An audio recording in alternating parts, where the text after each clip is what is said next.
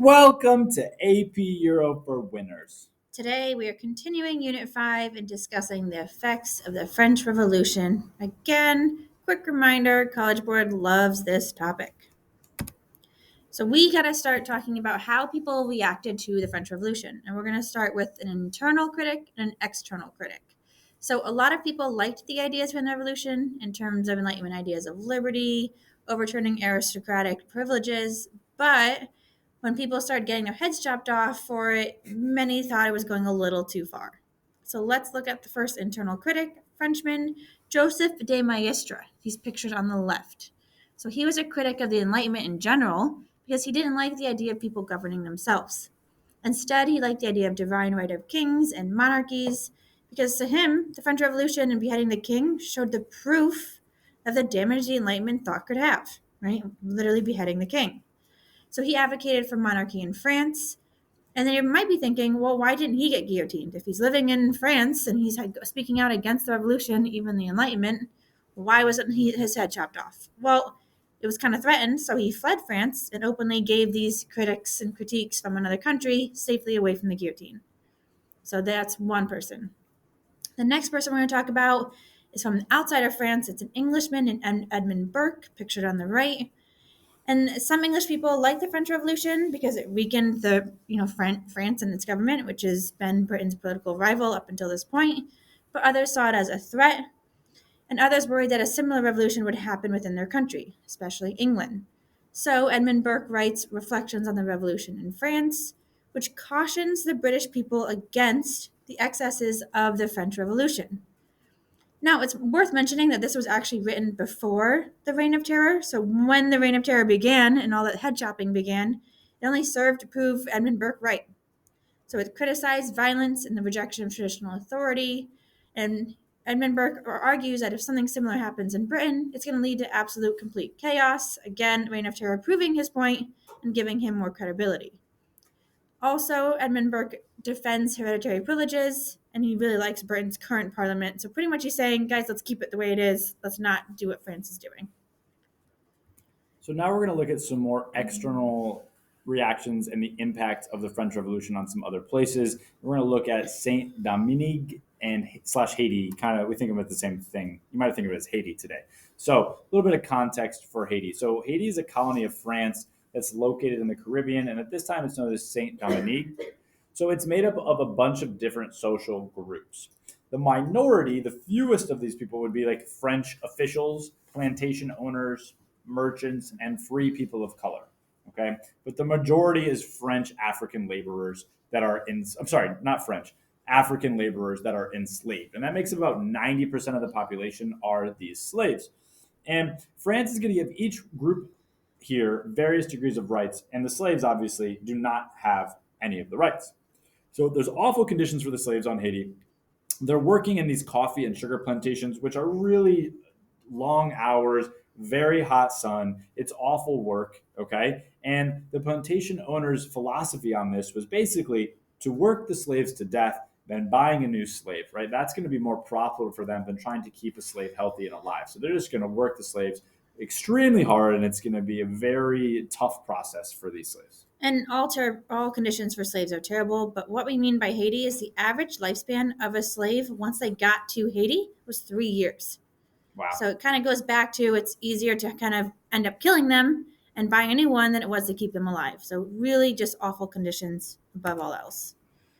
So the revolution is going to begin. And why? Well, because in 1789, if you think back to the previous lesson, the news of the National Assembly's Declaration of the Rights of Man and Citizen spreads, right? And this is saying all men should be equal, white men, but still, all men should be equal. So this news, getting back to what we're going to call Haiti, well, the assembly refuses to acknowledge the slave population's rights, anyone on the island, and that's going to really anger a lot of people. Because remember, the French people just rebelled based off this document and started beheading a lot of people eventually. So, pretty big deal. And then 2 years later, revolts actually are going to begin. So, enslaved people in Haiti are going to meet at night at first. They're going to start planning the rebellion, and then it officially starts in August. They're going to reference the ideas of resistance to oppression and the rights to liberty and security. And what they start doing is they start going around and destroying hundreds of coffee and sugar plantations, which is going to really anger France and hurt France because those were a huge source of France's income, right? Haiti, which is Saint Dominique, is France's most profitable colony. So if they go around killing its profit, it's going to draw a lot of attention. So continuing on with the revolution, Spain, who had owned the other half of that island, okay, which we think of as today as the Dominican Republic, they saw this as an opportunity to weaken France, their rival. So Spain actually starts assisting the slaves. They start blockading the waters around the island to make it harder for France to get in to put down the rebellion. So how does France respond? They see that this situation is pretty bad. So they're going to issue a decree that says that any slave that would fight on France's side would win their freedom. But the slaves that were rebelling had already freed themselves, basically, right? So this idea is not really going to work. And then France is then going to respond by saying no more slavery in any of its territories. So the National Assembly actually abolishes slavery overall. But eventually the war is going to turn into France's favor with Toussaint Louverture. So let's get into Toussaint Louverture. You want to know this name? It's an important name to know. So he is a soldier. He was born a slave on the island. He's later going to be freed. So he originally fights on the side of Spain and was really good. He got a good reputation for doing so. However, years later, he actually switches sides and fights for the French. So around the time of 1794. By 1796, his efforts are going to result in France regaining control of their colony. He's leading an army of over 4,000 people. And the National Assembly sees this and they install him as the commander of the colony. They give him this title and this position. Eventually, though, because of all this, he's going to end up defeating the Spanish, and then French gains control without any threat. But at the same time, all this is happening, Napoleon had just taken over power in France, right? Remember, think back to him being first consul of the Directory in 1795 and 1799. So Napoleon, we know, likes power. We're going to get into him in the next lesson a lot more. But seeing that Napoleon's taking over, Overture is like, uh-oh, I'm a little worried. He actually writes to the Directory to try to persuade them to maintain the freedoms that they had fought for in Saint Dominique, but it didn't work. Directory didn't really care.